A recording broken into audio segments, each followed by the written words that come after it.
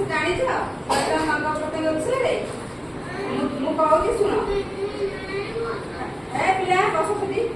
ହଁ, ଆକୁ କହନ୍ତି ଚୁଟି, ଆକୁ କହନ୍ତି ମୁଣ୍ଡ, ଆଖି, ନାକ, କପାଳ, ଓଠ, ନାକ, ଜିଭ, କାନ, ବେକ, ହାତ, ଆଙ୍ଗୁଠି, ନଖ। ଏଇଟା କୋଉ ଆଙ୍ଗୁଠି କହନ୍ତି? ବୁଢା ଆଙ୍ଗୁଠି।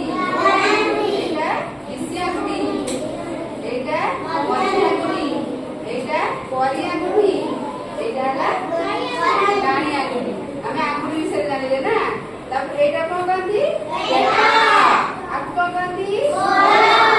ଗୋଡ଼ ଆଙ୍ଗୁଠି। ଜାଣିଛ ଗୋଡ଼ ଆଙ୍ଗୁଠିରେ କେତେଟା ଆଙ୍ଗୁଠି ଅଛି? ହାତରେ କେତେଟା ଆଙ୍ଗୁଠି ଅଛି? ଏଇଟା କଣ କହନ୍ତି? କହୁଣି। ଏଇଟା କୁହନ୍ତି କହୁଣି ନା। ଏଇଟା କୁହନ୍ତି ପାପୁଲି।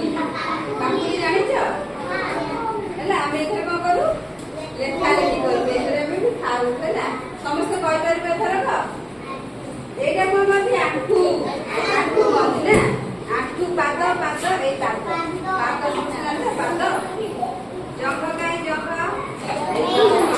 ହେଲା ଆମେ ସବୁ ବଡି ବିଷୟରେ ଆମେ ଜାଣିଲେ ନା। ଗୋଡ଼ ବିଷୟରେ ଆମେ ସମସ୍ତେ ଜାଣିଲେ। ହେଲା ଏଇଟା ହେଲା ଡାହାଣ ଗୋଡ଼। ହେଲା ଏଇଟା ହେଲା ବାମ ଗୋଡ଼। ଏଇଟା ହେଲା ଡାହାଣ ହାତ। ଏଇଟା ହେଲା ବାମ ହାତ। ଆମେ ସମସ୍ତେ ଜାଣିଲେ ଡାହାଣ ହାତ କାହାକୁ କହନ୍ତି? ବାମ ହାତ କାହାକୁ କହନ୍ତି? ସମସ୍ତେ ଜାଣିଲ? ଡାହାଣ ଗୋଡ଼ କୋଉଟା? ବାଁ ଗୋଡ଼। ସମସ୍ତେ ଜାଣିଲେ ଡାହାଣ ଗୋଡ଼ କାହାକୁ କହନ୍ତି? ବାଁ ଗୋଡ଼ କାହାକୁ କହନ୍ତି? କହିପାରିବ? କିଏ କହିପାରିବ? ସମସ୍ତେ କିଏ ହବ? ମୁଁ ପଚାରିବି, ସେ କହିବ। ଆସ ଏଠିକି, ଯଦି ଆସ ଏଠିକି ଆସ। ଏଠି ଠିଆ ହୁଅ। ଆଉ କଣ କହନ୍ତି? ଆକୁ କଣ କହନ୍ତି? ଆକୁ କଣ କହନ୍ତି? ଆକୁ କଣ କହନ୍ତି? ଆକୁ କଣ କହନ୍ତି? ଆକୁ କଣ କହନ୍ତି?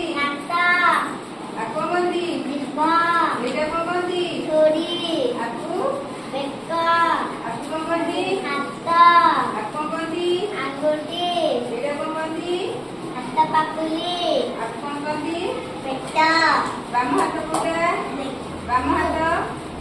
ଡାହାଣ ହାତ କୋଉଟା? ଏଇ ଆଙ୍ଗୁଠିକି କଣ କହନ୍ତି? ବୁଢା ଆଙ୍ଗୁଠି। ଆକୁ କଣ କହନ୍ତି? ବିଶି ଆଙ୍ଗୁଠି। ଏଇଟା